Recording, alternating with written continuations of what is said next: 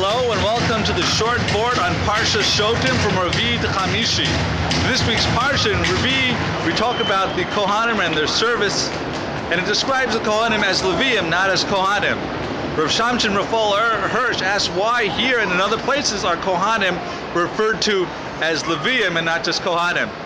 So Rav Hirsch answers that in the Mishkan, in the desert, then the Kohanim were all concentrated around the desert, around the Mishkan. And the only thing they did was serve in the Mishkan. However, in later generations, in Eretz Yisrael, they were scattered throughout the land, and they only came into Yerushalayim when there was their mishmar, their time to serve in the Beis HaMikdash.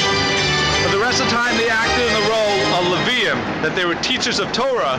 They went out amongst the community. They had different roles, not just the role of the Kohanim. And that's why it tells them, sometimes calls them as Leviim, to tell them there's a dual role of the Kohanim. We also, today, we don't have the Kohanim in the same situation, and we need people to do a multiple role. They have to be active in the community.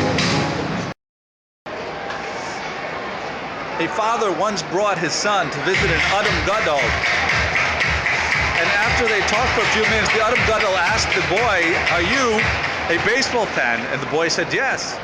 So the Adam Gadol asked the boy, he says, "Well, if you had a game and your team was down nothing by the end of the 7th inning, what would happen?" He goes, "Well, most likely we would go home with the other fans." He says, "Well, what about the team players? Do they go home then too when they're down 9-0 in the 7th inning?" So the Bachur said, "No, they're team players. They're team players, they have to stay." So the Adam Gadol says, "Well, in that case, when it comes to Judaism and Yiddishkeit, you should be a team player and not just a fan." So all of you listening, thank you for listening. Don't just be a fan, but be team players and share the short Vorts. Subscribe on Facebook or on YouTube. Google Devar Man 2.